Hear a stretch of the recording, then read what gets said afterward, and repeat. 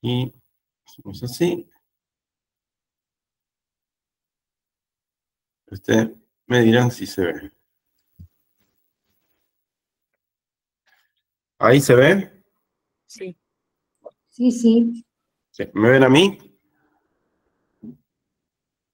Bien. ¿A mí también me están viendo? Yo veo nada más que la pantalla. Sí.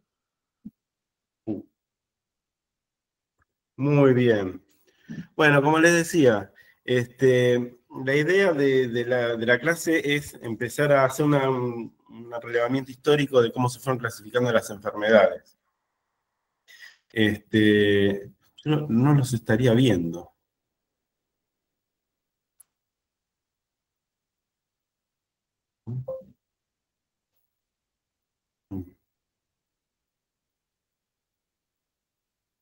Bueno.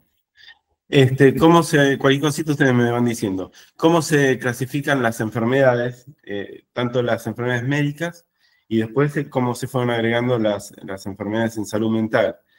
Y ya al principio, en el siglo V a.C., hablando antes de Cristo, ¿no? Con Hipócrates, lo que decía Hipócrates, que propuso que los trastornos, sobre todo los trastornos mentales, los trastornos que padecía el ser humano, eran desequilibrios de lo que él llamaba humores, porque apuntaba más a los fluidos, y lo relacionaba más con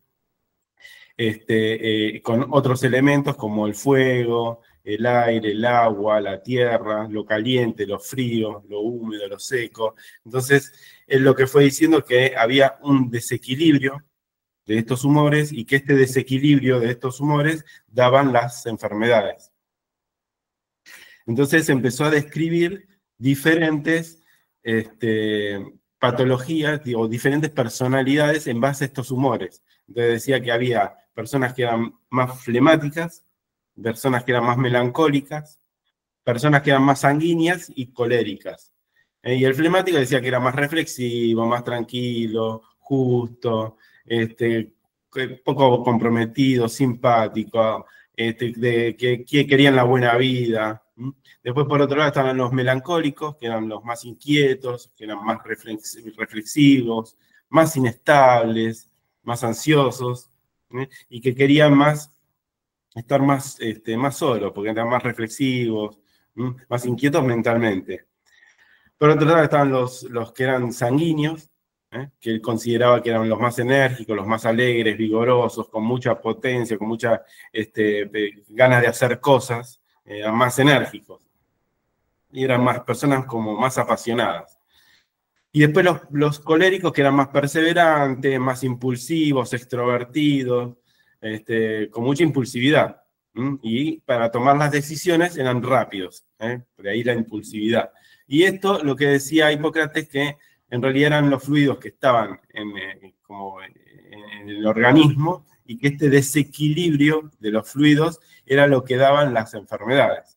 Pero estamos hablando del siglo V a.C., Grecia en ese momento estaba en guerra, era otra situación la que se vivía. Después de Cristo, empiezan a aparecer otros autores, pero ya con un tinte más, porque ahí empieza a estar la religión inmersa en las clasificaciones. Entonces Galeno, en el siglo II después de Cristo, empieza a hablar si bien retoma lo que es la teoría hipocrática, empieza a hablar de las pasiones del alma. Y lo que decía Galeno, que el alma en realidad estaba dividida en tres partes. Una parte que era la parte más racional, la otra parte que era la más irascible, que estaba asociada más a la ira, a la impulsividad, y la otra que era la concupiscible, que se asociaba más a los apetitos, a los deseos. Pero acá empieza a haber un tinte más religioso, más espiritual. Y después está Areteo de Capodocia, más o menos que es contemporáneo a Galeno, que no creó una clasificación formal de las enfermedades, pero empezó a realizar algunas descripciones clínicas de los trastornos mentales. hizo una obra de 8 libros, si bien se perdieron muchos de estos capítulos, se pudo recapitular algunos, con algunas clasificaciones muy aisladas. Ya en el siglo XVII-XVIII, que estamos hablando del 1600, Barton empieza a hacer una clasificación, empieza a hablar de la melancolía, y publica La anatomía de la melancolía. Cómo empieza a describir formas de depresión. En ese momento la llamaba melancolía, después más adelante vamos a ver algunas diferencias entre depresión y melancolía, pero no crea una clasificación clínica formal. Por otro lado, en el siglo XVII aparece Thomas Sydenham, que empezó a observar los síntomas y cómo estos evolucionaban. Y empezó a hacer una observación, empezó a hacer énfasis en una observación minuciosa de la evolución clínica y empieza a intentar separar enfermedades en cuanto a lo que él observaba, los síntomas que él veía. Y no tanto empieza a alejarse de lo que era la teoría de los humores, sino que era más de observar y de la experiencia, de observar los síntomas y de empezar a clasificar los síntomas en base a la evolución longitudinal que tenía en el paciente. Pero la importancia, lo que querían hacer, era generar una clasificación, una nosología, una taxonomía. Y de ahí lo toman, la parte médica toma de la biología, que había muchas clasificaciones en las especies. Entonces empiezan a tomar este tipo de clasificaciones para poder trasladarla a las enfermedades. Y ahí toman de von Linneo, Carl von Linneo, ya estamos hablando del siglo XVIII, donde empieza a intentar realizar una taxonomía para generar una clasificación, como se hacía con el género de las especies, hacer lo mismo, pero con las enfermedades.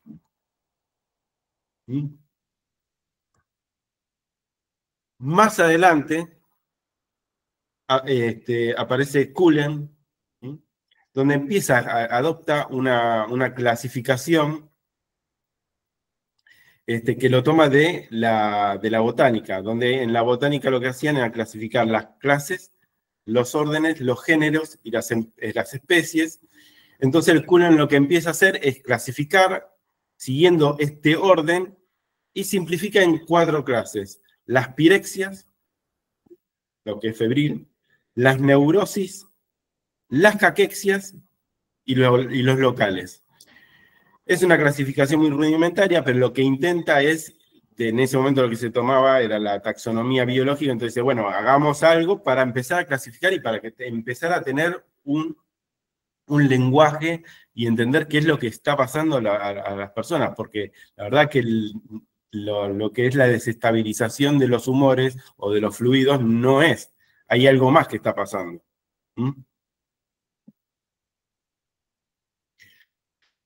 Bien, acá, ya en el siglo XVIII, empieza a haber una transición anatomoclínica, con Morgagni, donde empiezan a querer realizar un correlato anatómico a través de autopsias. Entonces se realizaban las autopsias, se veían los daños que presentaba el cadáver, qué es lo que se encontraba, dónde estaban las lesiones, qué es lo que se observaba, y empezar a hacer un correlato en las enfermedades que estaban vigentes. Pero ya empezamos con una cuestión más anatomoclínica, un correlato anatomopatológico. Y ya con Virchow aparece la patología celular. Ya ingresamos no tanto en lo anatómico, sino a nivel celular.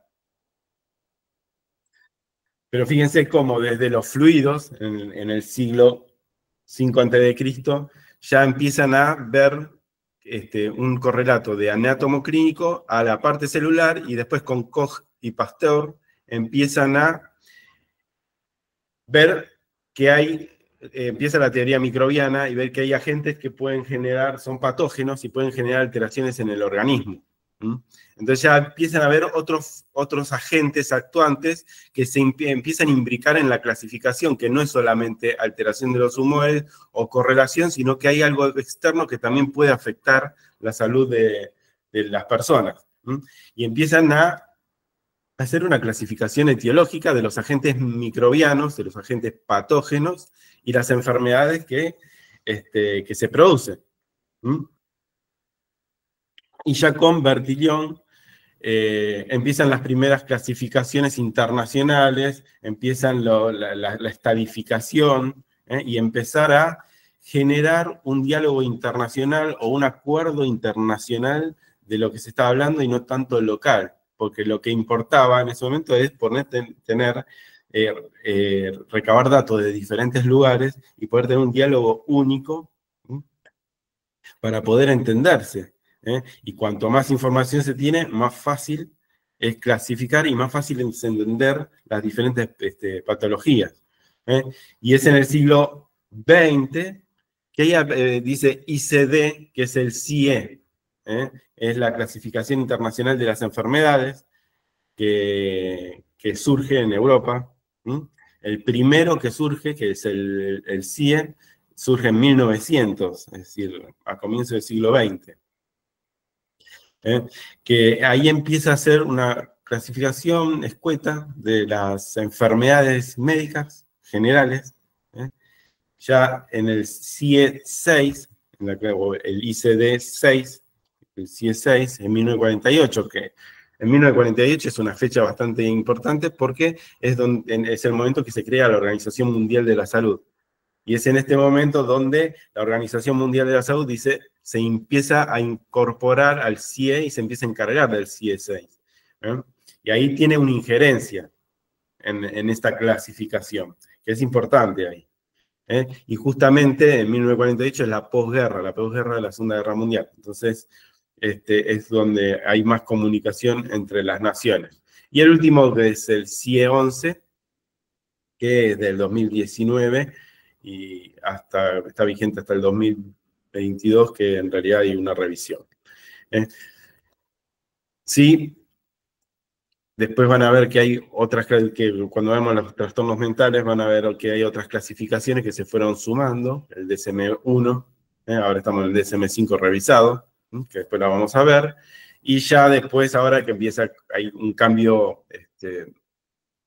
una bisagra en las clasificaciones y en lo que es el abordaje y el entendimiento. Yo creo que estamos en un momento de transición donde hay un replanteo de todo, por una cuestión más genómica de la inteligencia artificial, ahí dice proteómica de las proteínas, de la función de las proteínas, cómo se producen, de los genes, de la epigenética. Hay un montón de preguntas y cuestionamientos que van a hacer que estas clasificaciones vayan mutando y vayan cambiando, y empiecen a surgir diferentes tipos de clasificaciones. Pero lo importante de todo esto es que en esta transición o en este tiempo que se fueron dando las clasificaciones de las enfermedades, se pasó a este desequilibrio como entidad para abordar a un sustrato más anatómico, un correlato entre el daño y la enfermedad. Después se pasa a la célula, que algo pasaba. Después se va a la mesautopsia y ahora estamos en lo que es la digitalización y en la parte más de la inteligencia artificial, pasando por las cuestiones más patógenas y microbianas. Pero clasificar las enfermedades, acá dice, nunca fue solo poner nombres, sino que es intentar dar entendimiento a lo que le pasaba al ser humano y empezar a entendernos los humanos para poder dar nombre a lo que padecemos, y poder abordarlo, tener mayor eficacia en los tratamientos. Las enfermedades mentales se fueron incorporando de manera muy anárquica, porque era mucho más fácil ver los correlatos anatomopatológicos, o un agente microbiano patógeno. En cambio, lo que es la patología mental a veces es muy difícil, y en el transcurso del tiempo tuvo muchas adjudicaciones en base a la cultura, a lo que fue atravesando la historia del ser humano. Sí, al principio, como decíamos, estaban las teorías hipocráticas de los humores, que abarcó gran parte de lo que es el entendimiento de la salud mental del ser humano, con la teoría de los humores y esta desestabilización. Claro que con este entendimiento y esta concepción de la patología mental del ser humano, los abordajes eran ineficaces, porque no tenían nada que ver con lo que le pasaba al ser humano. Entonces, el marco teórico que estaban manejando quizás no era el mejor, no era el más adecuado. Ya en el siglo XIX, en el 1800, empieza a ampliarse un poquito el foco de observación, se empieza a ver los síntomas, empiezan a ser más empíricas, se consolida el empirismo a través de la experiencia, y empiezan a hacer unas descripciones más clínicas, más detalladas. Ustedes si vieran las descripciones que hacían los médicos en ese momento eran bastante detalladas, porque no sabían qué estaban buscando, pero lo estaban buscando. Entonces describían todo escribían. Eran muy detalladas, cosa que se fue perdiendo con el tiempo. Ahora es mucho más técnico y es cliquear. En ese momento se escribía mucho. Estos son las primeras clasificaciones, los maestros de la psiquiatría, donde empieza a gestarse lo que es la psiquiatría en la parte médica, con Pinel en 1800, donde empieza a describir, hace un tratado médico-filosófico de la alienación mental, donde empieza a describir la melancolía, la manía, la demencia, el idiotismo, ¿no? Empieza a describir diferentes tipos de patologías en base a las descripciones y a lo que se veía. Después, un discípulo de él es Esquirol, que también es bastante conocido, es uno de los primeros, donde hace un trabajo monográfico, agrupa diferentes cuadros psiquiátricos, sigue un poco la línea de Pinel con respecto a la demencia, al idiotismo, a la manía. Empieza a incorporar cuestiones estadísticas y empieza a gestar lo que es la nosología. Antes hablábamos de taxonomía, empieza a hablar de una nosología psiquiátrica y de salud mental. Acá vemos dos autores, que es Leonard y Kraepelin. Y en realidad son dos autores diferentes. Uno es más, Kraepelin es más de la escuela francesa, lo que se decía, y Leonard es más de la escuela alemana. Las dos clasificaciones eran muy buenas, quizás la de Leonard era más detallada, mucho más detallada, pero cae un poco la nosología, la clasificación de Leonard, que seguía la línea de Wernicke y de Kleist. Empieza a decaer la clasificación, no empieza a ser muy utilizada, y es entendible, porque él era alemán, y en la época de la posguerra se le dejó de prestar atención, entonces fue decayendo esta clasificación. Acá, la verdad, tuvo mucha vigencia, tiene mucha vigencia, pero se aleja mucho de lo que son las clasificaciones actuales, entonces cayó en desuso. Pero la verdad, la clasificación es bastante detallada y bastante certera. Es una pena, abordaba más la clasificación de la psicosis. En cambio, Kraepelin empieza a tener más auge, tiene mucha impronta en la actualidad, en la escuela, en esta línea, y es la que toman después las nuevas clasificaciones como el DSM y el CIE para hacer la nosología actual. Si bien fue cambiando ahora, pero es el origen de este tipo de clasificaciones. Como les decía, el CIE empieza en 1900 como una clasificación internacional de las enfermedades. Pero llega un momento que dice, bueno, pero también hay enfermedades mentales, así que las vamos a tener que imbricar dentro de la clasificación internacional de las enfermedades. Por otro lado está el DSM, que el DSM surge en Estados Unidos. Entonces tenemos el CIE, que es de la Organización Mundial de la Salud, que en realidad el CIE empieza en 1900, la Organización Mundial de la Salud se incorpora en 1948, después de la posguerra, y más adelante, que después lo vamos a ver, acá lo vemos, en 1948, que surge el CIE-6, aparecen las enfermedades mentales en el CIE-6. Ahí las incluye en el 48, con la Organización Mundial de la Salud. Ahora, en 1952 aparece el DSM como contracara de la clasificación de Estados Unidos, hecha por la Asociación de Psiquiatría Americana. Entonces, Estados Unidos hace una clasificación, y por otro lado tenemos la cuestión más europea, que es el CIE, en este caso es el CIE-6, la edición 6 de 1948, donde empieza a haber dos clasificaciones con mucho peso, y con dos posturas que quizás disentían un poquito. Y cada clasificación, si bien el DSM empieza a hacer una clasificación, tiene una impronta también de empezar a codificar. Necesitan tener códigos, que esto no es ingenuo, se necesitan códigos porque también cuando los seguros o hay prestadores que tienen que pagar, necesitan saber qué están pagando. Entonces necesitan un código, entonces necesitan saber qué es esto. Y no decir, no, para mí está un poquito angustiado. No. Decime un diagnóstico, un código, entonces yo veo si te puedo cubrir esto o no te lo cubro. Si bien está bien la clasificación, muchas veces el uso que uno le quiere dar es distinto. Entonces, después del CIE-6 y del DSM-1 empieza a evolucionar paulatinamente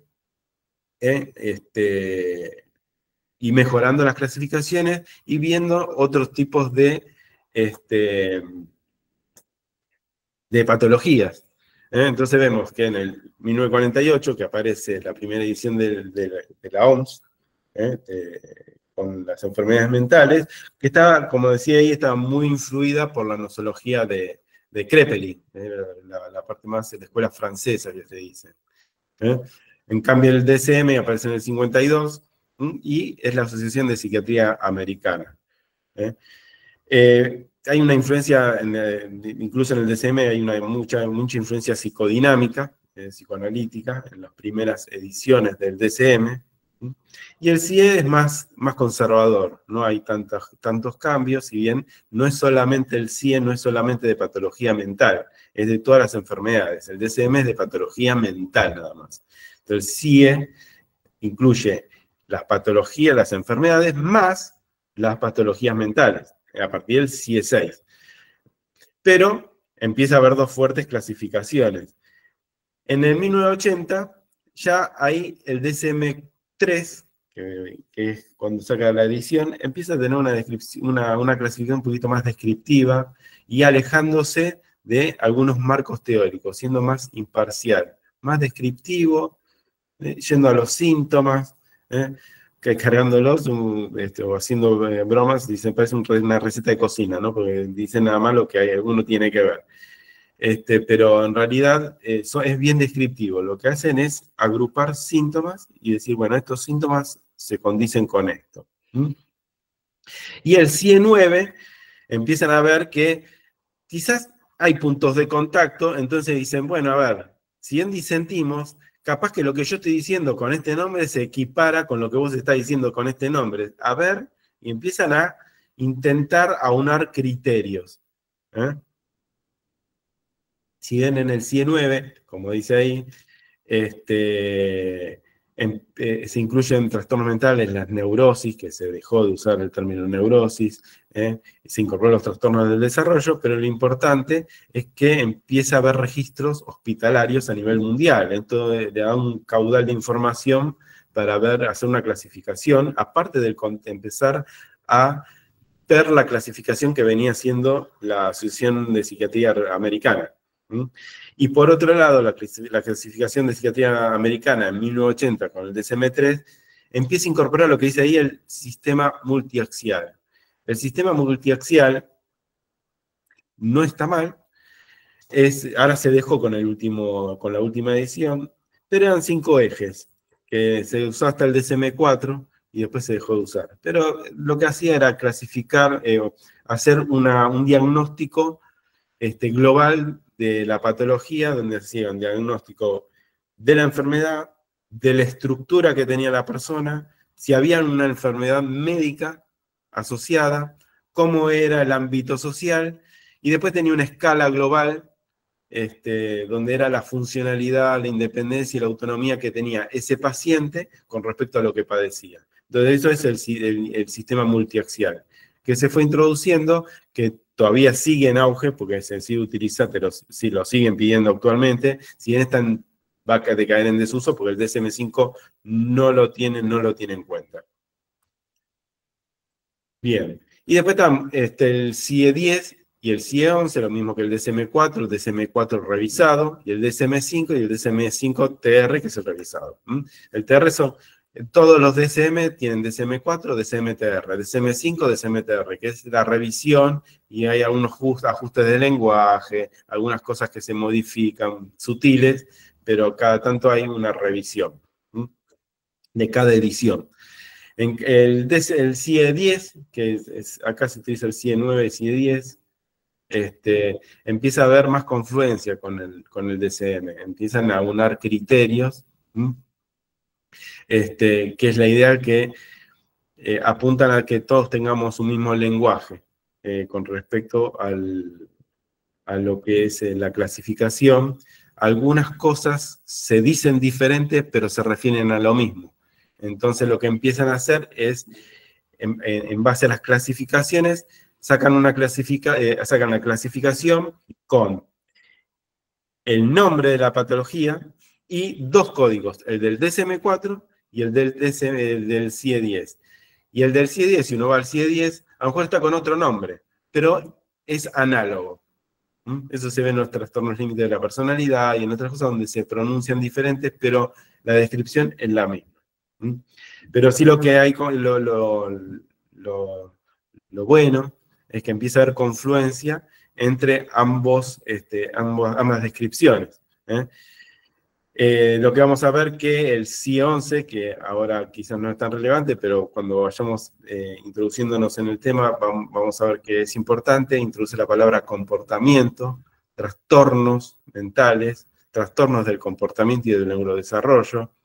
Empieza a utilizar términos que eran del DSM, trastornos del DSM, y vamos a ver después qué significa y cómo se entiende un trastorno. La macana de esto, ¿hasta acá vamos bien? Sí. Sí, muy bien. Muy bien, muy bien. Hasta acá está lo que uno ve que en realidad no hay mucha validez científica en todo esto que se fue dando en el CIE 6, 7, 8, 9, 10, 11, ahora el DSM lo mismo.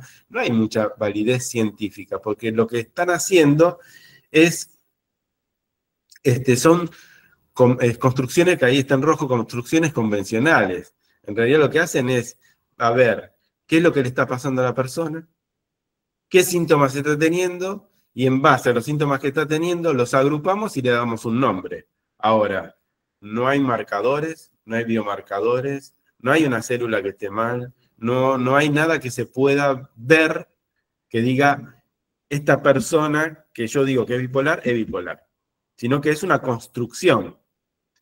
Son construcciones donde todos nos pusimos de acuerdo, donde si este sujeto tiene estas características, para mí es bipolar. Entonces, esto carece de validez científica. Entonces ahí es donde hay muchos cuestionamientos en base a las clasificaciones. Por eso están las clasificaciones del CIE, de la Clasificación Internacional de las Enfermedades, está la clasificación del DSM, pero después hay otras clasificaciones, bueno, como las de Leonard que habíamos dicho, pero hay actualmente donde hay otros autores que dicen, bueno, pero hablando de la bipolaridad, para mí la bipolaridad se le tiene que clasificar así, y sacan otra clasificación, porque son construcciones convencionales. Entonces van habiendo otras clasificaciones que no acuerdan con el DSM, que también están bien, y son otra visión de los trastornos mentales. Por eso a veces uno lo que pasa que como para manejarnos globalmente uno necesita tener el mismo lenguaje, se utiliza el CIE 9, el CIE de 11 o 10 y el DSM-5 o el 4, pero por una cuestión de comunicación entre profesionales y también de cobertura. Ahora, en el momento de abordaje quizás no es de elección en el diagnóstico.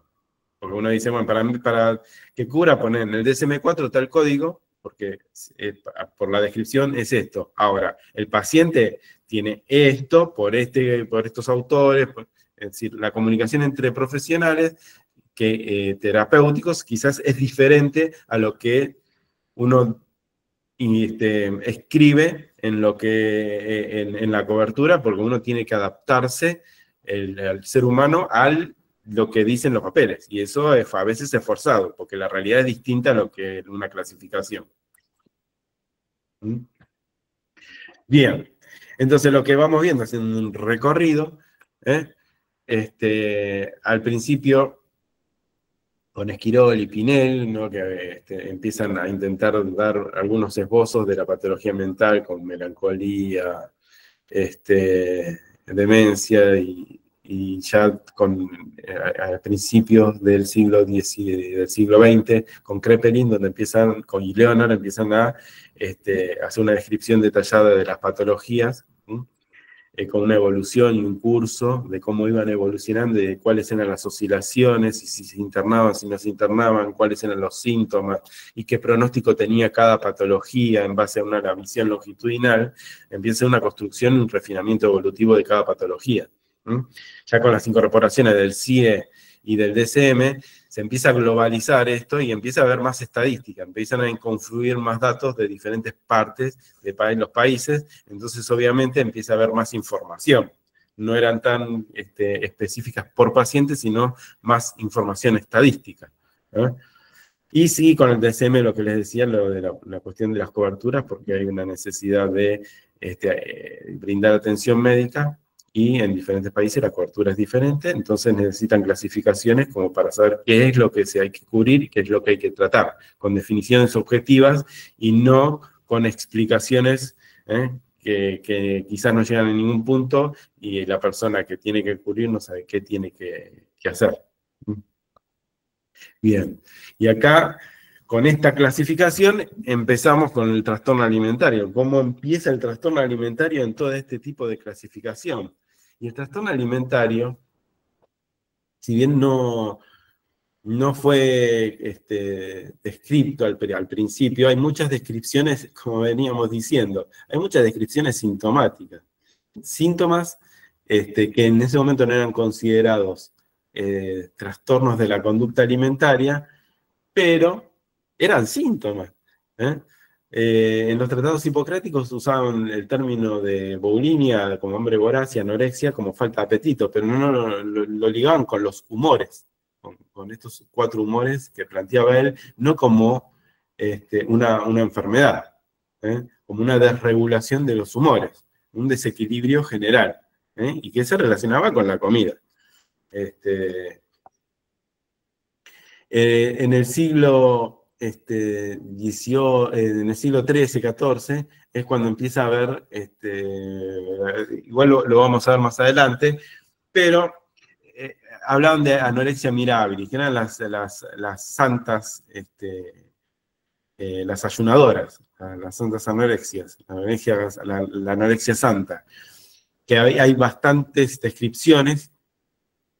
Pues en ese momento había conductas ascéticas. Ascetismo era la restricción alimentaria, algunos creyentes se autoflagelaban, pero estaba enmarcado dentro de lo que es lo religioso. Es la primera descripción de lo que es una anorexia, es en 1689, por Morton. Escribe 2 casos de anorexia nerviosa en adolescentes que se rehusaban a comer. Y hay un registro médico clínico, donde se reconoce la restricción alimentaria severa que tenían este tipo de pacientes y el impacto orgánico que iban teniendo en estas adolescentes que no querían ingerir alimento. Pero la primera clasificación empieza, o la primera desclasificación, no, la primera descripción de lo que es una anorexia, la anorexia es en el siglo XVII. El término anorexia, bueno, aparece en 1873, porque antes la denominó diferente, pero una anorexia, que lo relaciona más con la anorexia histérica, por cuadros clínicos, por bajo peso, ahí empiezan a escribir lo que es la menorrea, el impacto más orgánico de esto. En 1920 empiezan a debatirse si en realidad esto es algo, los trastornos, este trastorno de no querer ingerir alimento era más de origen psicológico, psicógeno, o más de origen orgánico, más endocrino. Y empiezan a separar lo que son los TCA de algunas causas hormonales y empiezan a intentar hacer un diagnóstico diferencial de que si en realidad esta falta de ingesta es porque le está pasando algo orgánico a la persona, o en realidad le están pasando otras cosas, donde el orgánico está indemne, pero a pesar de eso no quieren ingerir alimento. Y es ahí donde se empiezan a cuestionar. El código anorexia, el término anorexia nerviosa, en las clasificaciones internacionales empieza en la incorporación de la OMS. Cuando se incorpora la Organización Mundial de la Salud en el CIE, se incorpora la clasificación de algunas enfermedades mentales, y entre ellas aparece la anorexia nerviosa, como un código.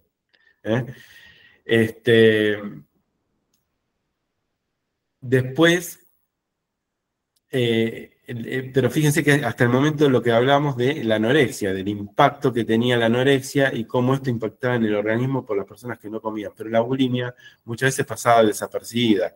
Y es en 1979 donde en realidad aparece el término de bulimia nerviosa como una variante de la anorexia. Porque eran personas que a lo mejor tenían atracones, estos atracones motivaban algunas conductas compensatorias, entonces ahí empiezan a diferenciar, bueno, entonces hay una anorexia nerviosa, donde hay personas que no quieren ingerir alimentos, y hay otras personas que ingieren alimentos, pero aparte compensan. Y empiezan a separar este tipo de patologías. En 1980, en el DSM-3, fíjense, ya estamos en 1980 y es la primera vez que se empieza a incorporar un capítulo de lo que es el trastorno alimentario. Y en ese capítulo de trastorno alimentario aparece la anorexia y la bulimia nerviosa. Pero aparecen en forma aislada, como algo provisorio. Pero fíjense que desde que habíamos hablado de comienzo de la descripción de lo que es la anorexia, y ahora estamos en el 2025 y seguimos con la misma clasificación de los trastornos de la conducta alimentaria, anorexia y bulimia. Como que no hay muchos cambios, y ahí no estamos muy de acuerdo, pero bueno. Pero se mantiene bastante estático, con algunos cambios ínfimos, pero en 1987, en vez de anorexia y bulimia nerviosa, empieza a haber anorexia nerviosa purgativa y no purgativa, bulimia nerviosa purgativa y no purgativa. Y ya más adelante, en el 94, empieza a incorporarse otros tipos. Dicen, miren, acá me parece que no hay anorexia nerviosa purgativa y no purgativa, no hay bulimia nerviosa solamente, sino que hay otros trastornos alimentarios que la verdad no encajan ni en uno ni en otro, pero son trastornos alimentarios. Entonces pongámoslo no especificado. Entonces van a ver que en el DSM-4 y en el CIE aparecen las clasificaciones, pero abajo de todo siempre te dice la clasificación no especificado. Es por si en la descripción detallada, porque lo que tiene el DSM-4, el CIE, sobre todo el DSM-4, en las descripciones son bastante detalladas y condicionan bastante, porque en la evolución de lo que es la patología alimentaria fue cambiando y le fueron dando importancia a diferentes síntomas. Por lo tanto, en el momento de estadificar, algunos que eran anorexia no se lo incluían en anorexia, porque en ese momento, en el DSM-4, no lo consideraban anorexia. Ahora, 10 años después sí lo consideró anorexia, entonces ese diagnóstico que uno no lo había puesto, después sí fuera anorexia. Entonces esas cosas fueron cambiando, y eso fue impactando también en las estadísticas. ¿Mm? Bien. Y después en el DSM-5 se añade lo que es el trastorno por atracón. Y era como decíamos, antes en el DSM-4, en lo que es la clasificación de anorexia, decía que para que haya una anorexia tenía que uno de los requisitos era que hubiera amenorrea, ¿sí? O que hubiera un índice por debajo de 18. Entonces hay muchos requisitos que ponían, ¿sí?, en diagnóstico que después se fueron cayendo en desuso. Entonces ya en el DSM-5 la amenorrea quizás no es tan necesario que aparezca amenorrea, porque quizás cuando hay amenorrea ya hay un impacto orgánico y la anorexia ya está. Entonces, esto se fue modificando, tanto en el CIE 11 como en el DSM-5, y empieza a incorporar otros especificadores genéticos y funcionales, pero acá siempre va a haber un cortocircuito porque el DSM-5 o el DSM y el CIE, el origen de esto es una convención de profesionales, y de esta convención intenta darle un correlato genético, y es muy difícil, porque estamos hablando de una agrupación y de ponernos todos de acuerdo, y queremos forzarlo con algo genético, ¿no?, que debería ser al revés. Por eso ahora estamos en un momento bisagra de esta clasificación. Casos históricos hay a borbotones, que quizás no fueron muy conocidos, salvo algunos, como Santa Catarina de la Siena, que es muy conocida, pero estos son cuadros históricos que no son reconocidos como anorexia, pero fueron anorexia. Bueno, en ese momento no existía el diagnóstico, pero en toda su conducta funcionaban como una anorexia. Sí, estaban insertas dentro de un marco espiritual. Entonces vemos a Santa Catarina de Asís, Santa Catarina de la Siena, donde eran más conductas anorexígenas. Pero hay muchas descripciones históricas, como ven. Fíjense que Morton, en 1689, que describe una persona que estaba consumida por la tristeza, lo analoga a lo que es la cuestión emocional. Y empiezan a describirlos, pero ya en casos muy extremos, de mucha delgadez, de mucho impacto orgánico. Y en 1873, donde hay un primer reconocimiento formal de un cuadro de anorexia. Pero fíjense que hasta ahora hay solamente cuadros de anorexia, pero más que nada por la conducta que tenían y por el impacto orgánico y severo que les generaba el no ingerir ningún tipo de alimento. Este es Santa Catarina de la Siena, donde es un cuadro, no lo incorporé. Ella expresa el por qué no ingería ningún tipo de alimento, dando un marco teórico de espiritualidad y ascetismo y de esfuerzo para no ingerirlo, y de autoflagelación también.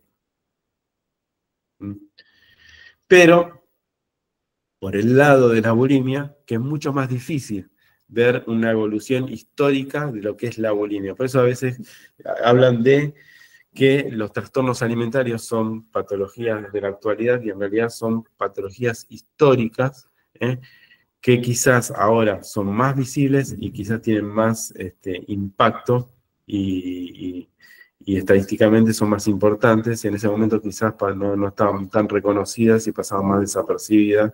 Ahora pasan desapercibidas también, pero hay conciencia de que por lo menos hay cuadros de estas características.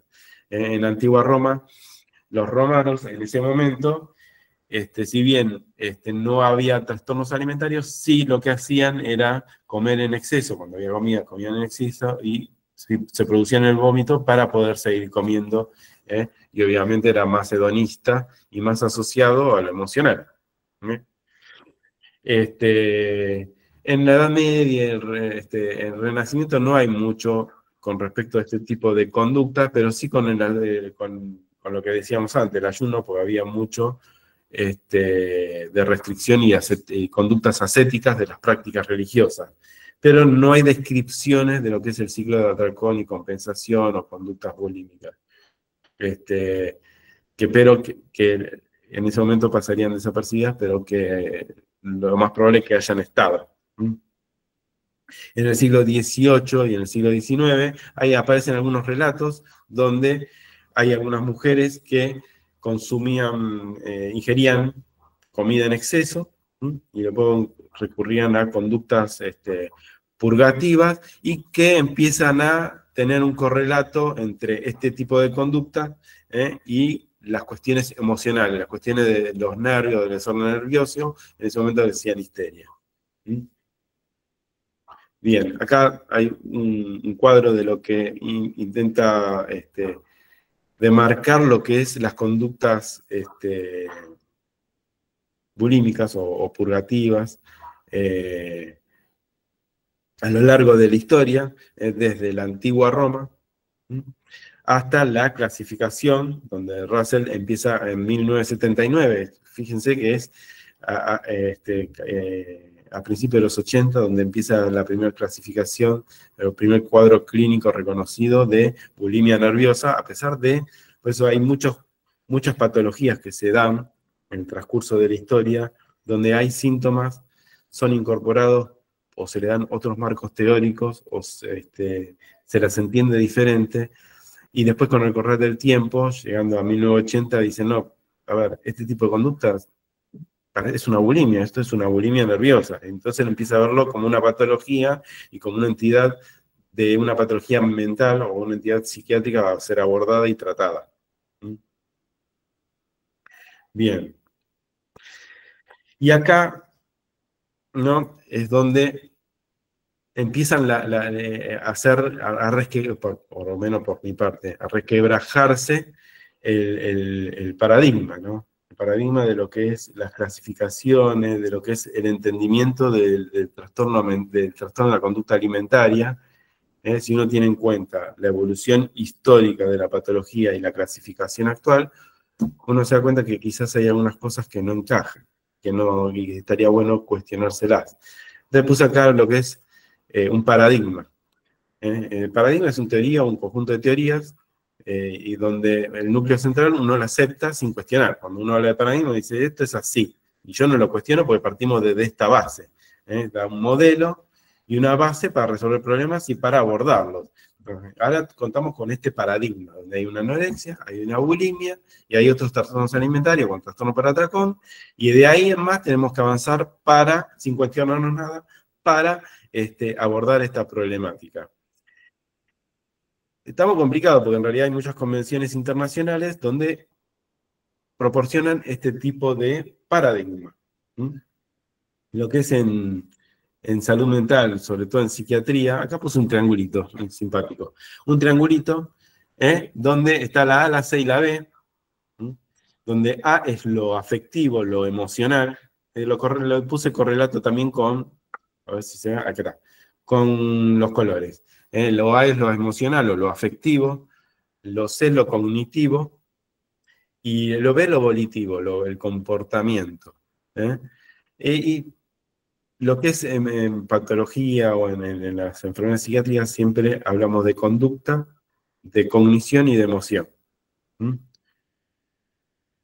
Entonces lo que es el DSM-4, el DSM y el CIE-10 es hablar de trastorno mental. La cuestión es que, ¿qué es un trastorno mental? Entonces hay que definir lo que es un trastorno mental. Entonces, para el DSM y el CIE, el trastorno mental es un síndrome. Un síndrome que ahora vamos a ver qué significa síndrome. Y que este síndrome se caracteriza porque genera una alteración a nivel cognitivo, a nivel afectivo y a nivel del comportamiento, a nivel volitivo.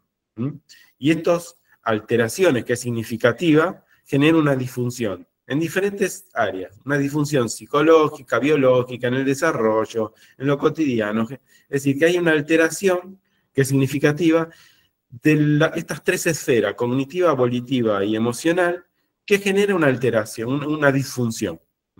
Eso es un trastorno mental. Entonces, cuando uno dice trastorno por, trastorno de, se refiere a esto, a esta alteración cognitiva, emocional y del comportamiento que genera una disfunción.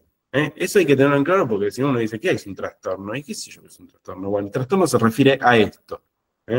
La cuestión que fíjense que trastorno mental dice que es un síndrome. Así que ahí pasamos a otra clasificación, a otra definición. ¿Y qué es un síndrome? Un síndrome es un conjunto de signos y síntomas. Entonces, cuando uno habla de trastorno, es un trastorno mental, es un conjunto de signos y síntomas que se caracterizan por una alteración. Entonces, el síndrome es un conjunto de signos y síntomas. Los síntomas es lo que el sujeto expresa. A mí me duele algo, siento un quemazón en la boca del estómago, siento que se me sale el pecho, es un síntoma. Es la descripción que hace la persona o el paciente de lo que está padeciendo. Y el signo es lo que percibe el profesional.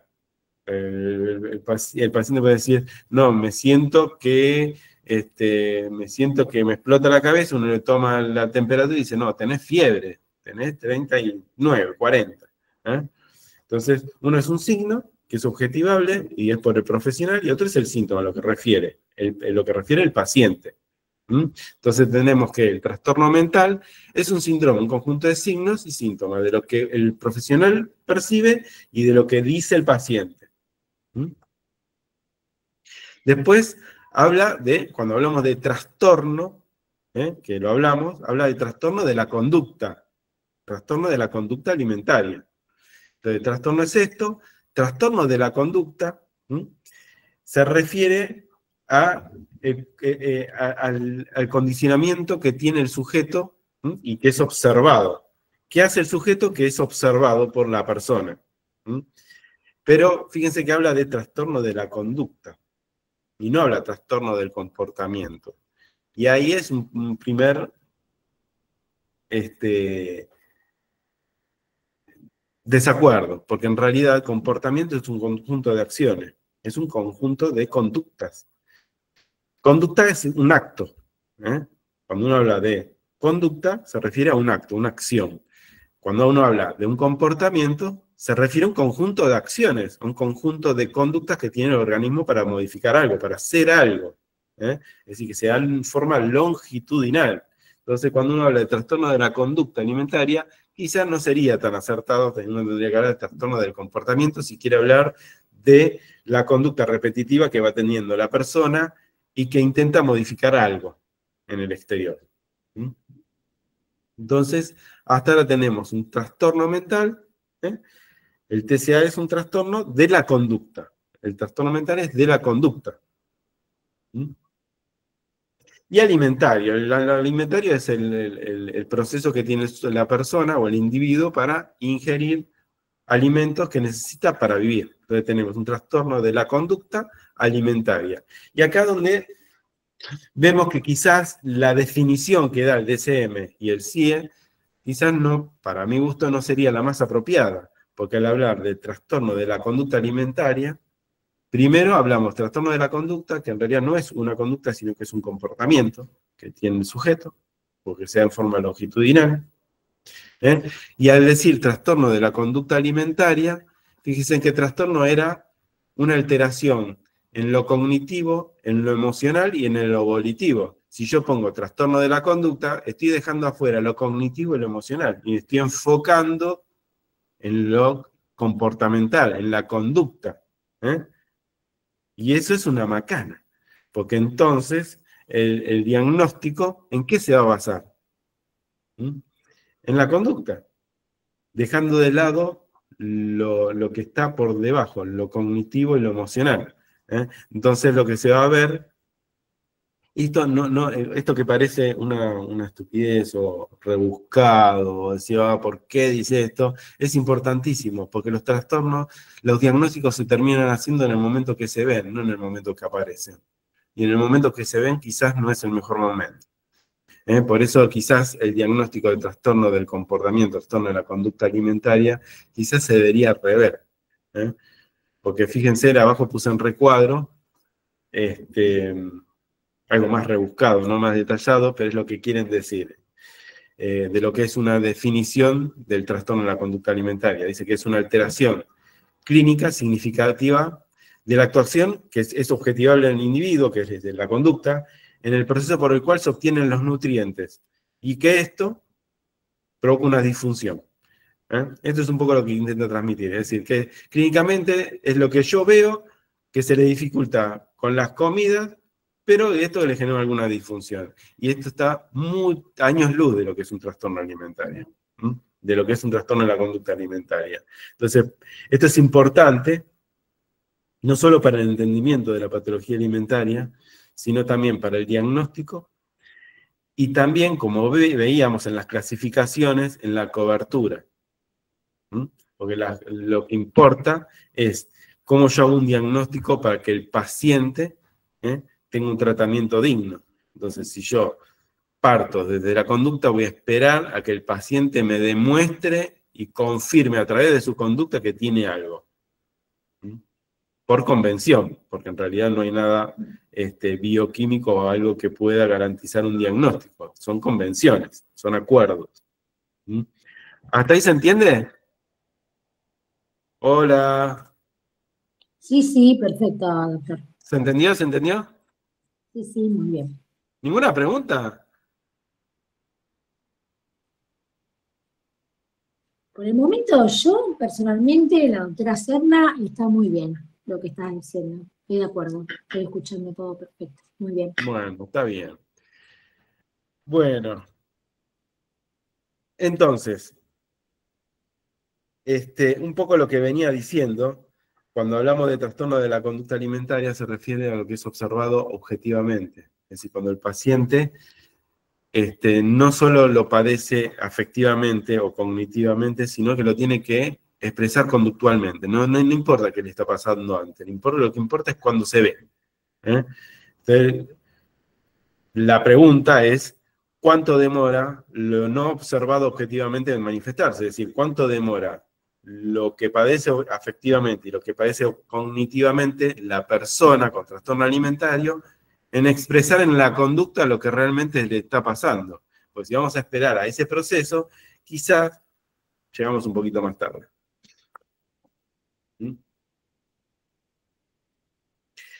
Entonces, las clasificaciones del DCM, del CIE y del DCM, empieza a variar, y no solo habla de la trastorno de la conducta alimentaria, sino habla de la ingesta de alimentos, porque en realidad no habla solamente de lo que es, y empieza a incluir otros tipos de trastornos alimentarios, que no son los que nos incumben, pero que están en la clasificación, y que hay que tenerlos en cuenta, que van más allá de lo que es la anorexia o la bulimia. Acá hay una definición, una alteración persistente en la alimentación o en el comportamiento relacionado con la alimentación, que lleva a una alteración en el consumo o en la absorción de los alimentos, pero fíjese que hablan de lo que es la alimentación y el comportamiento que se tienen con los alimentos. Todo ronda en el comportamiento y en la conducta. Pero sí hace una diferencia lo que es el trastorno de la conducta alimentaria de lo que es el trastorno de la ingesta de alimentos. Por eso pone acá, fíjense que pone el DCM y el CIE, fíjense las clasificaciones que eran tan diferentes en 1948 y ahora son casi iguales. Está la pica, el trastorno por rumiación o regurgitación, trastorno por evitación de alimentos, anorexia, bulimia, trastorno por atracón o trastorno de atracones, y otros trastornos alimentarios no especificados, que esto va a aparecer en todas las patologías, que cuando hacen la clasificación son tan estructuradas y rígidas y escuetas que necesitan poner un apartado que diga, bueno, y debe haber algo más que no estamos viendo. Más o menos es eso. Bien.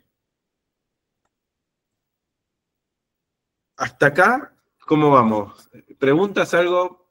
con respecto a la clasificación, al abordaje, algo? Yo no los veo. Sí, ¿podría explicar algo sobre la pica?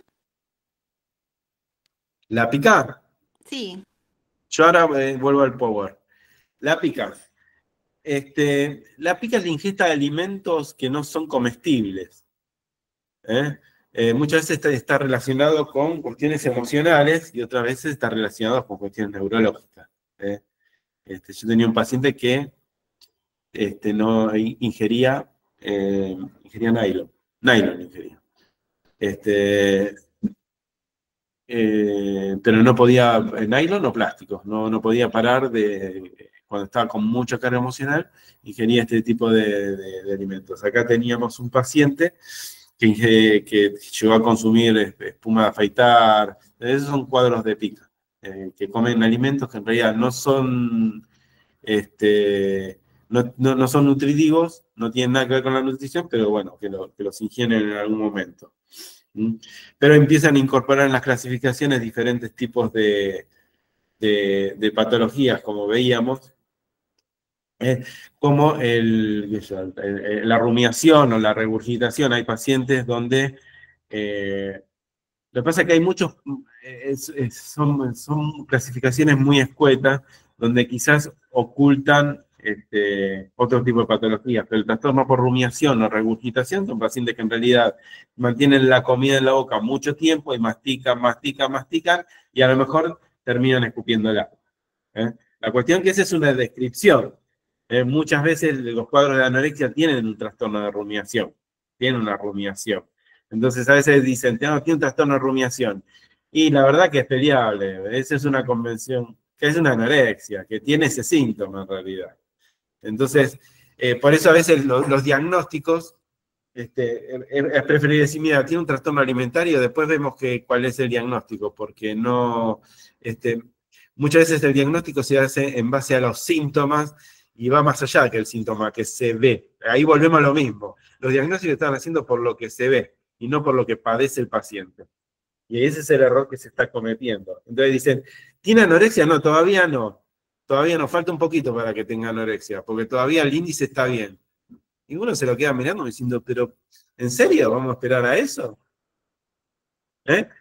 Antes había que esperar a que tuviera menorrea. Ahora ya no hay que esperar a que tenga menorrea. Ahora hay que esperar a que baje de peso. A veces es inentendible. Eso es un poco lo que se le critica, o le critico a este tipo de clasificaciones, que son muy estructuradas, no son realistas, carecen quizás uno que atravesó tanto de forma al hospital, tantos pacientes, uno sabe longitudinalmente cómo va a evolucionar. Entonces uno quiere anticiparse, y me parece que el objetivo de los profesionales de la salud es anticiparte de lo que pasen las cosas. Porque la verdad, si no, no prevenimos nada. Es anticipable. Y después empiezan a haber otros tipos de clasificaciones, como el trastorno por evitación, que se ven chicos. El trastorno por evitación, por lo general se ven chicos, que evitan comer algunos alimentos. Y después vamos a ver, más en la próxima clase, que escribí 2 artículos, porque mi interés, por lo menos en lo que es la clase, en lo que es el curso, no es solamente incorporar conocimientos, sino que es entender lo que es la patología alimentaria, poder ponerse en la persona que está padeciendo esto, poder entenderla y empezar a hacer un abordaje preventivo y certero de lo que padece. Yo creo que entendiendo lo que es la patología alimentaria es que uno puede ayudar y abordar esta problemática. Si no, estamos errando, estamos equivocándonos. Y bueno, después se empiezan a incorporar otro tipo de trastornos que estaban, pero no estaban descritos, como el trastorno por atracón, antes se decía el comedor nocturno, que son atracones, son cuadros de ingesta desproporcionada, de hiperfagia, pero no, las conductas compensatorias no las tienen. Y después empiezan a poner, bueno, anorexia puede ser anorexia nerviosa purgativa o no purgativa, bulimia nerviosa purgativa o no purgativa. Ahora dice que no, que en bulimia no importa si purga o no purga, sino que es bulimia. Pero en realidad, cuando se hace referencia a las conductas, y ahí viene la crítica, porque yo, lo que es la institución, la historia clínica o la evaluación que uno hace con los pacientes se va adaptando a la patología que uno va recibiendo, porque va haciendo preguntas más minuciosas, porque uno ya sabe qué busca.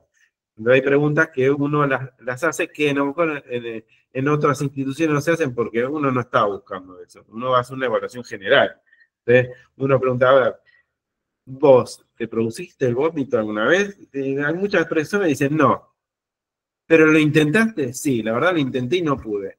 Entonces la clasificación de purgativa y no purgativa, ahí la vemos. Es una cuestión de habilidad, no es una cuestión de lo que le está pasando a la persona. ¿Mm? Entonces a veces hay clasificaciones que son muy rígidas y no se condicen con lo que le padece la paciente, porque justamente deja de lado lo cognitivo y lo afectivo, que es el trasfondo de lo que le está pasando al paciente. Y que encima, cuando lo logra expresar en forma conductual, que no es solamente cuando lo logra expresar en forma conductual, sino que la conducta resulta tan evidente que las personas que están alrededor dicen, che, esta conducta a mí me está haciendo ruido, pero esa conducta se viene dando hace mucho tiempo, que es expresión de cosas afectivas y cognitivas que se vienen dando hace más tiempo. Entonces uno llegó re tarde, no tarde, llegó muy tarde. Y así se basan los diagnósticos. Por eso a veces los diagnósticos, sobre todo en este tipo de clasificaciones, no son preventivos, son para cobertura. Son para decir, bueno, hay que cubrir esto, porque es el F50, ¿vio? Es el F50, entonces hay que cubrirlo. Y todavía sigue teniendo el F50, no, ya no, porque ya no vomitaba, entonces el F50 ya se le fue. Es así no se está manejando, y es una crítica. Yo creo que estas cosas hay que criticarlas y cambiarlas. Bien, ahora vamos a la estadística. ¿Preguntas?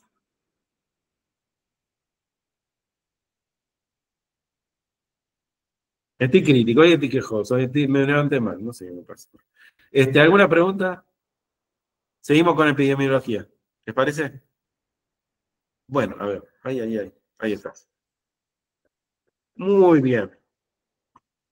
¿Se ve ahí la pantalla? Hola, ¿se ve? Sí, perfecto. Sí, se ve. Bueno, Sí. lo que es epidemiología varía un montón, porque primero hay varias cosas a tener en cuenta, lo que es la epidemiología de los trastornos mentales en general y trastornos de la conducta alimentaria en particular. ¿Por qué? Primero que cuando se hacen estadísticas, o se recaba información epidemiológica y viene de diferentes lugares, depende mucho de qué clasificación están usando. Entonces, en Europa el CIE-10 o el CIE-11, en Estados Unidos se usa el DSM, en otros lugares se usan otra, pero por lo menos el CIE y el DSM ahora se están poniendo de acuerdo. Entonces la epidemiología varía mucho en las clasificaciones. Más allá de eso, varía mucho en los criterios usados, porque muchos usan el DSM-4, otros usan el DSM-5, otros usan el CIE-9, otros usan el CIE-10. Entonces, cuando se empiezan a cruzar datos, se cruzan diferentes diagnósticos, porque lo que para el DSM-4 no era anorexia, para el DSM-5 es anorexia. Entonces ahí la estadística va dando errada y no es fiel. Y aparte, es en base a la clasificación actual. También depende del método que se utilizó para recabar información. Si es un autoinforme donde el paciente llena un formulario y dice, sí, yo tengo este trastorno alimentario, o en realidad es una entrevista hecha por un equipo interdisciplinario a una paciente donde le hacen un diagnóstico y lo clasifican en el DSM o en el CIE. Después los rangos etarios, muchas veces no aparecen. Y el lugar geográfico. Entonces, la epidemiología es difícil. De los trastornos mentales, y en particular de los trastornos de la conducta alimentaria, es inviable. Entonces van a haber dibujos, gráficos, que quizás son muy dispares, muy heterogéneos, y acá es un desastre. La primera fue esta, de 2009, pero no hay nada estadístico. certero. Es una recabación de datos, pero sin clasificaciones aunadas. Entonces, los datos que daban son muy anárquicos. Argentina aparecía en el tercer lugar, Japón en el primer lugar. Es bastante, y lo que se tenía en cuenta acá era un autotest, que es el EIT. El EIT, hay dos EIT, son alteraciones de la conducta alimentaria, donde el paciente va llenando, hay uno que es de 20 y pico de preguntas y hay otro que es de 40, sería IT 40, que es el que más se usa. Entonces se recababa información en base a esos datos, y lo que van a ver son diferentes datos. Este es otro estudio, que es el de Galmich, ese es el mejor, porque en realidad lo que hace acá es, Galmich lo que hace es recabar 94 estudios con clasificaciones aunadas, el CIE y el DSM, pero lo que junta son 94 estudios de diferentes tipos de países, y donde incorpora el diagnóstico de anorexia, bulimia y otros trastornos alimentarios. Y ahí empieza a aunar porcentaje. Entonces dice, bueno, hay una prevalencia de TCA del 8%, en mujeres, y otra del 2% en varones. Y habla del 2000 al 2018. Pero fíjense abajo, acá, donde hay tendencia, dice que en el 2000, del 2000 al 2006 era el 3.5, pero que se fue incrementando con el correr del tiempo. Pero este incremento uno dice, claro, está empeorando todo, ¿no? Cada vez hay más, pero también las clasificaciones son más, también el ojo clínico va variando, también se tienen más en cuenta, no es que antes no estaban, están aumentando muchas veces porque en las clasificaciones se incorporan más trastornos alimentarios, porque antes era anorexia y bulimia, después fue anorexia purgativa y no purgativa, después fue otros tipos de trastornos alimentarios, después antes se tenía en cuenta la amenorrea y ahora no, entonces cada vez el porcentaje va a ser mayor. Muchas veces no es que se incrementa estadísticamente, sino que también las clasificaciones se incorporan más. Esto es un poco lo que hablábamos, que va incrementándose el porcentaje de los trastornos de la conducta alimentaria. Acá este es un cuadro que lo que intenta es diferenciar que fue el primero a partir de un test, con el de Galmiche, que el de Galmiche, que era el que aunaba los estudios, es multicontinental, es decir, que venían de varias partes del mundo, y es más fidedigno, es más heterogéneo. En cambio el otro está hecho por un test autoadministrado, había minorías étnicas, lo occidental no estaba tan tenido en cuenta, entonces no es tan fidedigno con lo estadístico y con lo real. Esto es de Nuestro Mundo en Datos, que es una página donde intenta incorporar, es bastante fiel, intenta incorporar datos con respecto a la prevalencia de los trastornos alimentarios. La bacana de este lugar, que solamente incorpora lo que es anorexia y bulimia. Deja los otros trastornos alimentarios, entonces los datos son más bajos. Pero da un panorama de la prevalencia de este tipo de patología, pero volvemos a lo mismo. Depende también del sistema de salud, de cuántos profesionales hay para hacer un diagnóstico con respecto al DSM y al CIE, y que diga, esta persona padece anorexia o padece bulimia, para poder volcarlo en una planilla y esto que vaya a un lugar de recuento estadístico y sea objetivable. Esto en otras partes del mundo no pasa. Esto es un panorama no de prevalencia real, sino de dónde se detectaron más casos. No quiere decir que haya más casos que en otros lugares, sino que se diagnosticaron más. No sabemos si hay más. Bien. Fíjense, no sé si se ve acá. ¿Se ve un poco?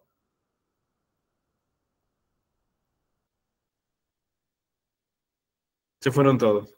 Hola.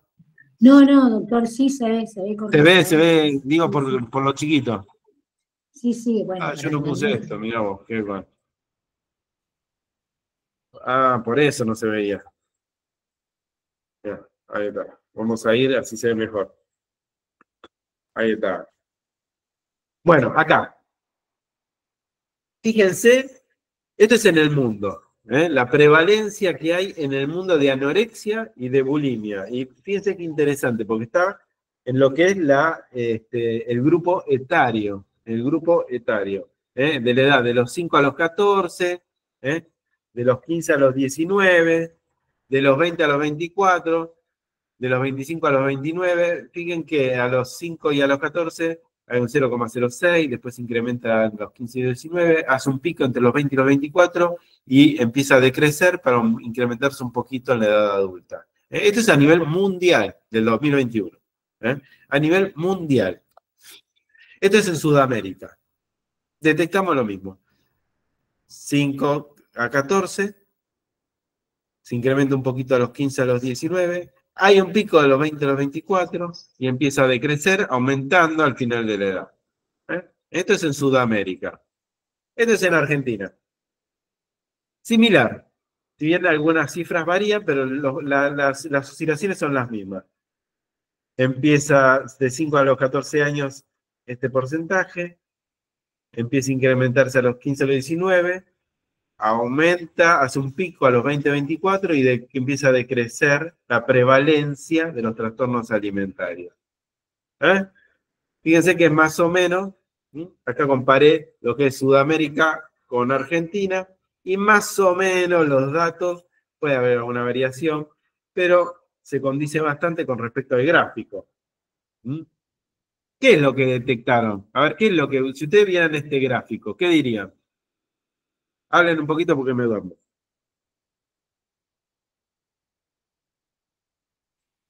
Prevalencia. ¿Y qué dirían con respecto a la prevalencia, respecto a la edad? Exacto.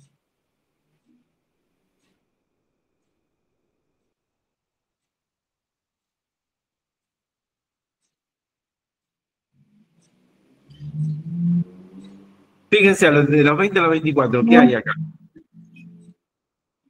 Yo digo que hay una prevalencia aumentada entre los jóvenes hasta los adultos jóvenes. Exacto. Ahora fíjense, en base a lo que vengo hablando y lo que vengo diciendo, ¿ustedes qué dirían?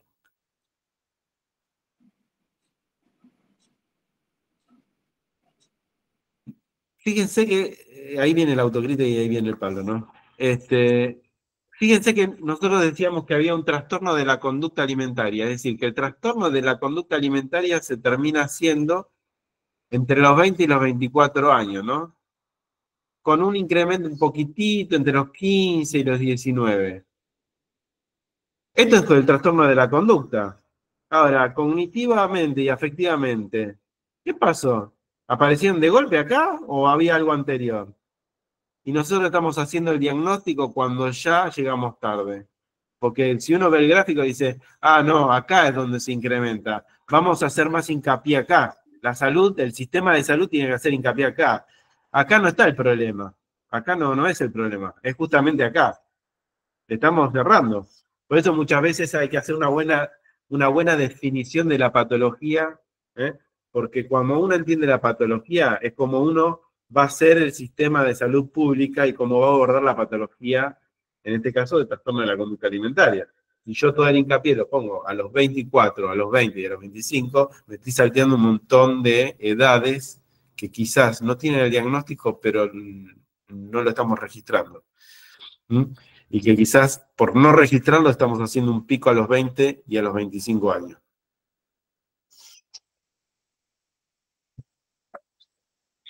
Esto es la prevalencia de anorexia y de bulimia,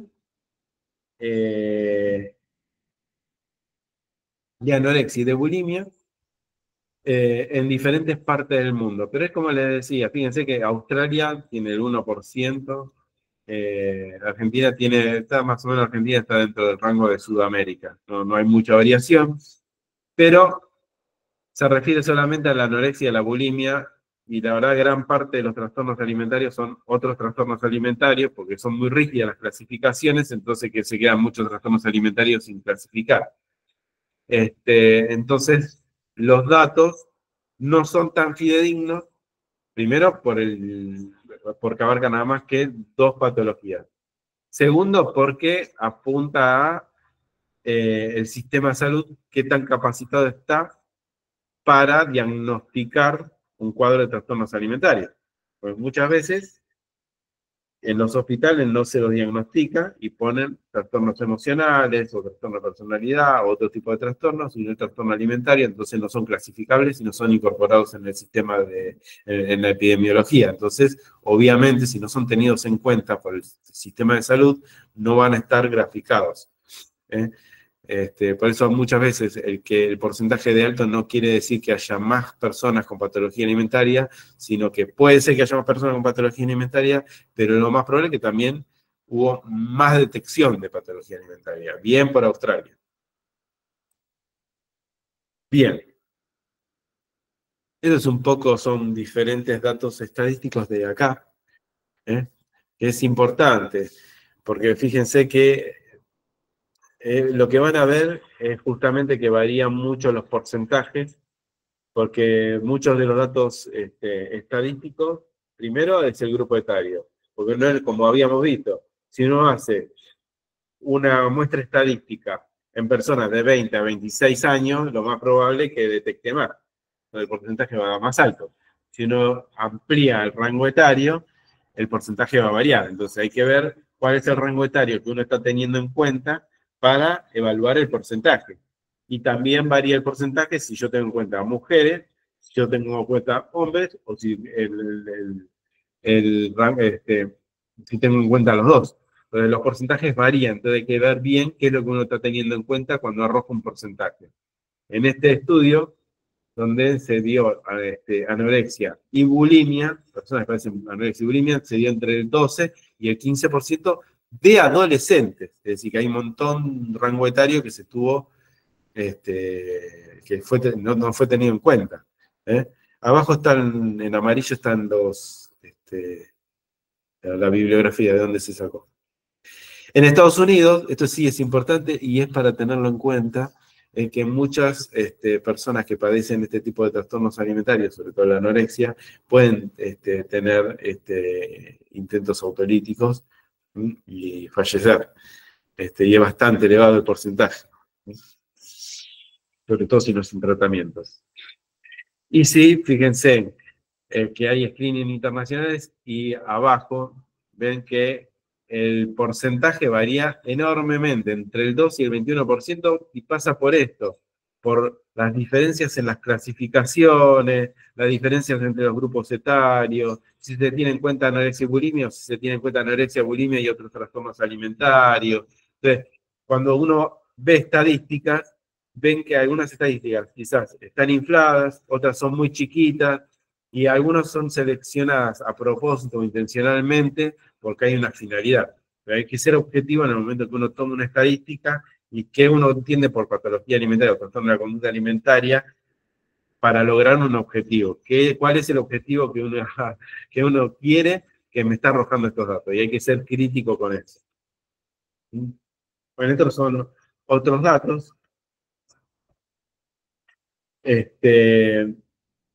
Estos son datos que se hicieron como el primero con el EIT, que son 40 preguntas, son autogestivas y lo que apuntan es a detectar alteraciones en la ingesta. Dentro de las alteraciones en la ingesta se vio que si daba muy alto el puntaje, y uno podría sospechar que tiene un trastorno alimentario. Es un test de 40 preguntas. Muchos, el punto de corte dice, bueno, pero si tiene más de 20 puntos, podría llegar a ser un trastorno alimentario. Otros dicen, no, 20 no. Si tiene más de 30 puntos. Entonces, hay diferencias entre la prevalencia con respecto a este test en base a la consideración de estos puntajes.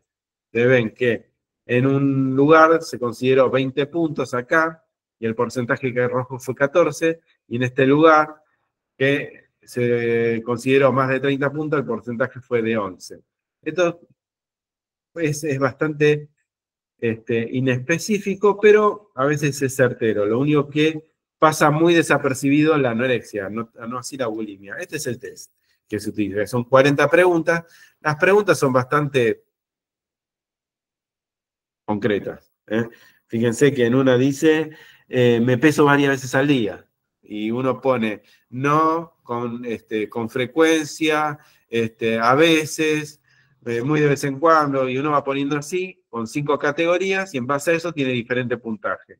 Y uno después va sumando los puntajes, y va viendo si da más de 20 puntos o más de 30 puntos, uno podría sospechar que algo está pasando con la comida. Pero hay preguntas que son bastante llamativas, como tomo laxantes o purgantes, vomito después de las ingestas.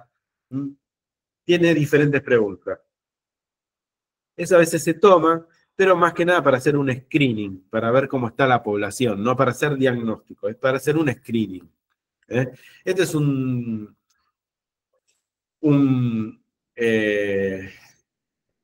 se llama? Un trabajo que se hizo en diferentes localidades, justamente utilizando el EIT 40, y fíjense que se hizo en Banfield, en Quilmes, en La Plata, en Tres Arroyos, en Río Negro, con 1.233 personas. En el 2016 se hizo esto, en diferentes partes del mundo.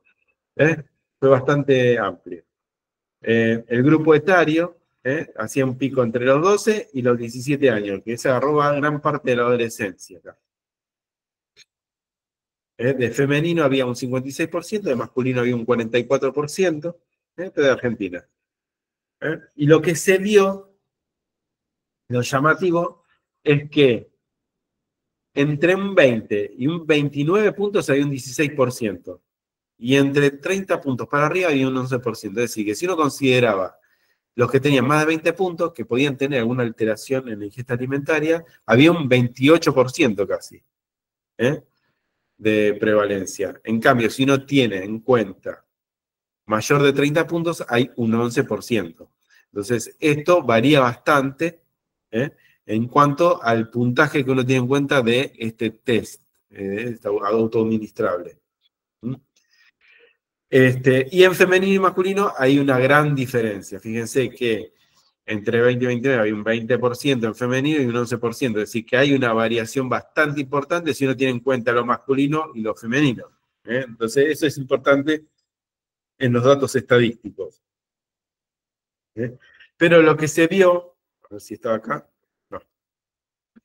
Y lo llamativo que este mismo test, en este trabajo que no lo incorporé, se les tomó también a las personas que tenían patología alimentaria, donde acá deberían dar todos por arriba de 30 o por arriba de 20.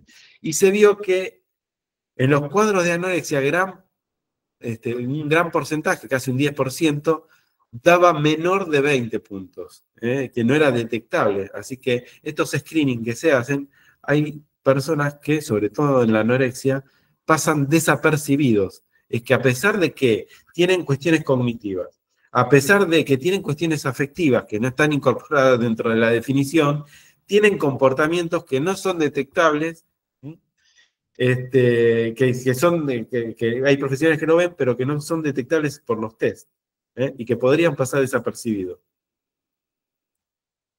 Bien.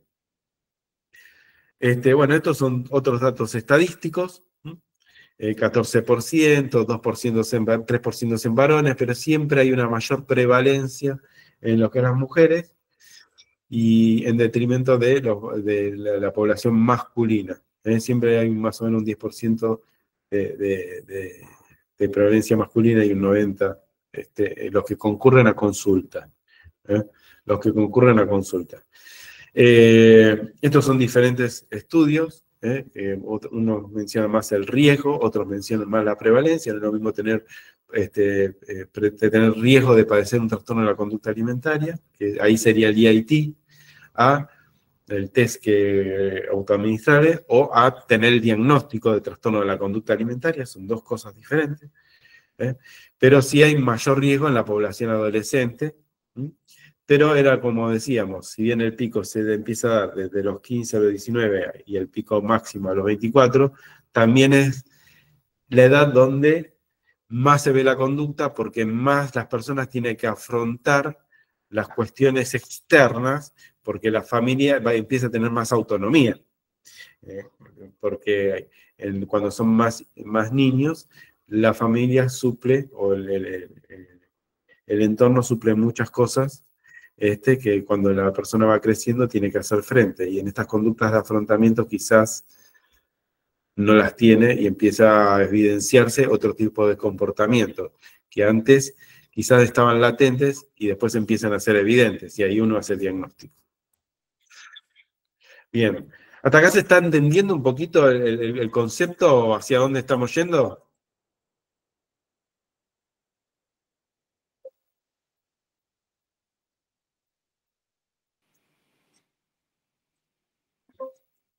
Sí, doctor. ¿Sí? Bien. Bien.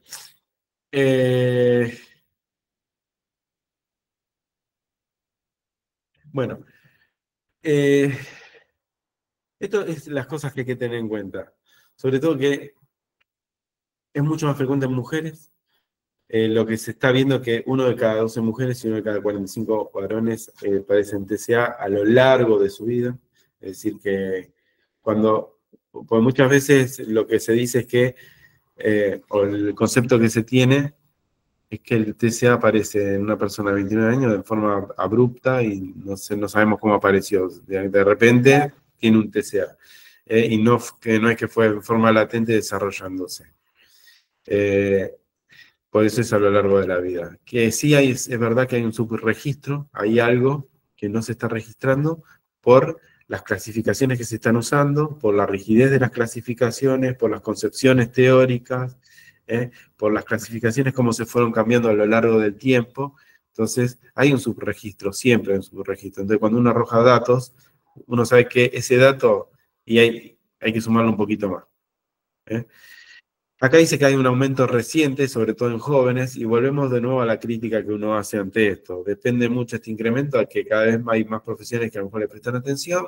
Estos incrementos se ven en diferentes regiones, sobre todo en regiones que quizás están más, con más recursos, y no es que los países que tienen más recursos tienen más patología alimentaria, sino que estos países que tienen más recursos las detectan más.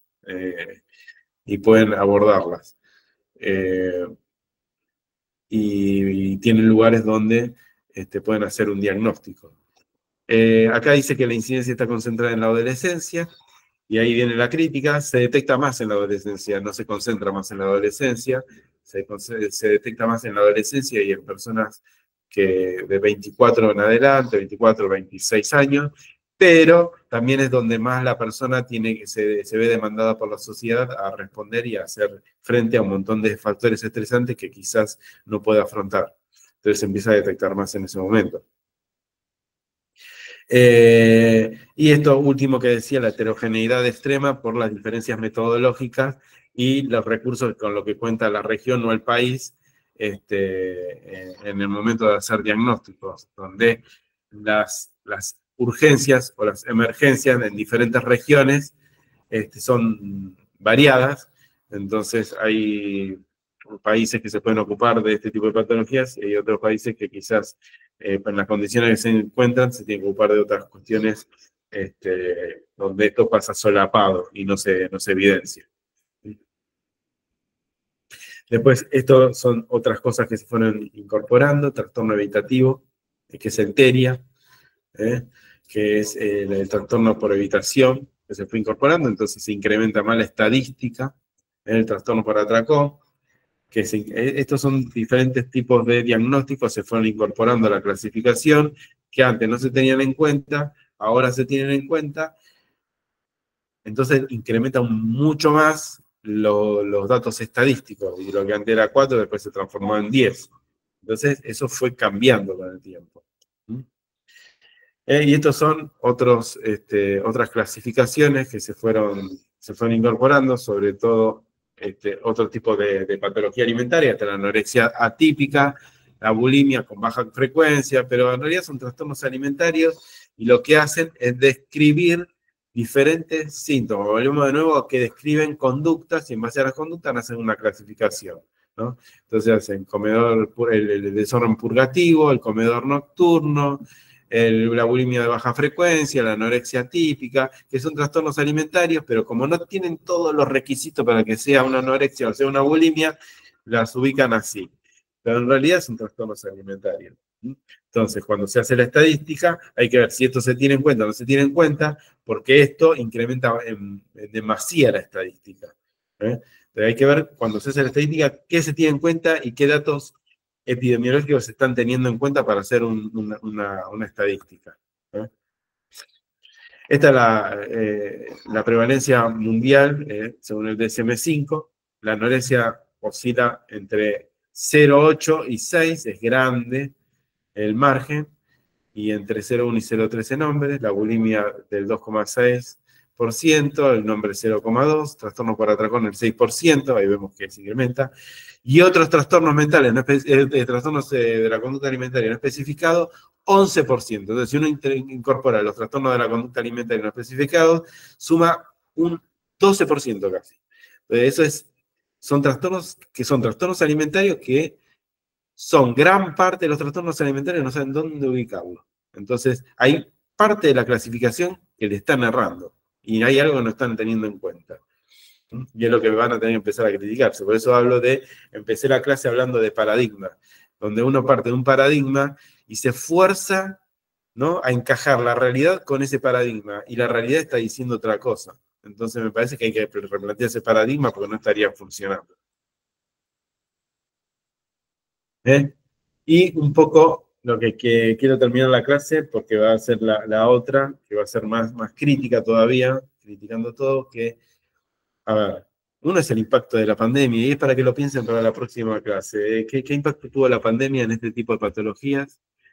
Y cómo ¿qué opinan ustedes de que se hay que abordar desde la salud pública la patología alimentaria? En base a todo lo que se vio en esta clase, y en base a la concepción del DSM, la clasificación que usamos, y en base a cómo uno intenta pensar la patología alimentaria. ¿Qué les parece que habría que abordar, cómo habría que abordar la patología alimentaria?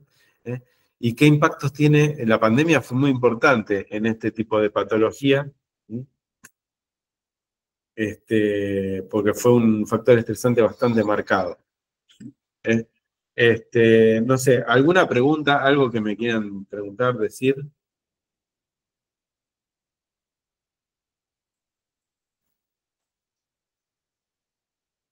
Hola. ¿Alguna pregunta? Para mí Hola. estuvo muy buena la clase, muy interesante y muy completa. Completa. Igual fue la Muy introducción. Es la introducción esta. La idea es que tenga una visión longitudinal. Después vamos a ver, yo tengo mi propio marco teórico y soy bastante crítico a la concepción actual de la patología alimentaria, porque lo que considero que esto es histórico. La clasificación que se viene dando tiene unos intereses que no son los actuales, que dista mucho de la realidad, que ahora está haciendo mucho ruido y que se intenta forzar esto, y que cómo se está pensando la patología alimentaria desde el Estado, de los profesionales, hacen a que uno genere políticas de salud para abordarla. Entonces, si las políticas de salud se abordan en tanto uno concibe el trastorno de la conducta alimentaria, quizás no le está pegando bien. Y quizás las estrategias de salud son erradas. Y esa va a ser un poco la próxima clase, cuáles son las leyes de los trastornos de la ley de salud mental, la ley del trastorno de la conducta alimentaria o de alimentación, cómo se lo concibe. Y ahí se incluyen un montón de leyes, la ley de etiquetado frontal, la ley de talles, hay un montón de leyes que se ven imbricadas, pero son en base a cómo uno concibe el trastorno de la conducta alimentaria. Entonces, cuando uno decís, esto está mal, pero no, es coherente como uno está pensando en la patología alimentaria, pero está mal. Entonces, un poco es la crítica a eso y la crítica a cómo se está concibiendo la política de salud en base a este tipo de patología. Bien. ¿Alguna preguntita? Buenas tardes, doctor. Mi duda por ahí es, ese instrumento que nos muestra el cuestionario, ¿quién es el que lo aplicaría? ¿Un profesional de lo que es salud mental? Porque del ámbito de la salud pública, la nutricionista no lo aplicaría. O sea, en la actualidad uno va a un centro de salud y no nos hacen ese tipo de cuestionario. Por lo tanto, me llama la atención quiénes serían los que levantan esta información y nos dan estas estadísticas. Claro. Ese test, que es el EIT, es un test que se toma para hacer un screening. Este Sí. screening lo que busca es detectar alteraciones en la alimentación, en la conducta alimentaria, en la población. No es diagnóstico. Lo que busca es detectar alteraciones en la conducta. Sí. Lo que se vio que cuando daba muy alto, uno podría llegar a sospechar que había trastornos alimentarios, porque la conducta alimentaria estaba tan alterada que podría llegar a ser un trastorno alimentario. Esto fue lo que se detectó. Pero es para hacer screening, no es para hacer diagnóstico. Bien. Lo que sí te da un panorama de la población. Claro, que posiblemente también esté subestimado. Claro. Entonces, si uno lo tomara en diferentes lugares de hospitales, uno podría tener, o escuelas, que fue lo que se hizo en ese momento, en diferentes escuelas. Lo que pasa es que también hay mucha... El problema que tuvimos cuando tomamos, que es muy bizarro, esto voy a contar, pero bueno, el problema que tuvimos en las escuelas, que muchas escuelas estaban muy predispuestas a recibir los test, y muchas escuelas decían, ¿qué? ¿Este test para qué? No, acá no hay trastornos alimentarios. No es necesario. Entonces hay mucho temor ante esto. Son autoadministrables estos test. Lo que pasa es que no toda la gente está predispuesta para hacerlo. Porque arroja no es fiel, pero por lo menos arroja, es mejor tenerlo que no tenerlo, ¿no? Porque arroja alguna información de la población. Claro, bien, gracias. ¿Alguna otra pregunta?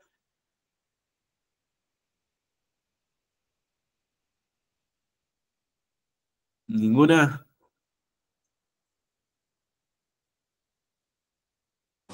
Bueno. No, pregunta no, pero sí que estuvo muy clara esa primer clase y la introducción. Y bueno, nada, agradecer. No, de nada. La próxima clase va a estar cuando entremos a lo que es sintomático, cuando entremos a lo que es diagnóstico, al abordaje, a las leyes, a cómo uno piensa el trastorno alimentario y cómo habría que abordarlo, se torna más interesante porque uno va entendiendo. Porque así es como ustedes dicen, o lo que piensan, un chico con trastorno alimentario, ¿dónde lo derivaría?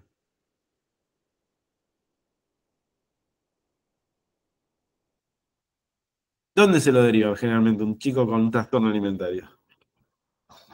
Y por lo general a un psiquiatra o a un Bueno, psicólogo para que lo derive a un psiquiatra. me pone contento eso. Por lo general se le deriva a un nutricionista. Ujú. Por lo O general se sea, le y deriva a un el nutricionista sería como para que haga un diagnóstico más certero en cuanto a la falta de una buena alimentación. Me pone muy contento eso que pienses así, la verdad. Ay, me agrada. Pero no, en general, por lo general se le deriva, cuando hay problemas en la alimentación, se lo deriva al nutricionista. Y eso es algo que, esa es una de las preguntas que hacemos en la admisión acá. Primer consulta, ¿con quién fuiste? ¿Con un nutricionista o con un psicólogo? Porque siempre se hace hincapié en la conducta. Entonces el abordaje tiene que ser nutricional, en las consecuencias. Pero sí, lo ideal sería que vayan con el equipo interdisciplinario o salud mental. Eso sería lo ideal. No siempre pasa. Bien. Bueno, nos vemos la próxima, ¿le parece? Bueno, Que la muchas próxima sería gracias. ¿cuándo? ¿Cuándo sería la próxima? A ver. Calendario. 5. 5 de septiembre. 5. Perfecto.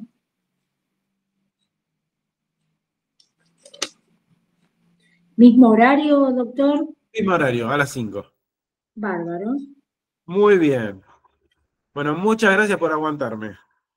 A usted ¿Eh? por la información. Muchísimas gracias. Gracias. Hasta luego. Un Chao, beso. bueno. Muchísimas gracias, doctor. No, Excelente. gracias a ustedes. Muy bien.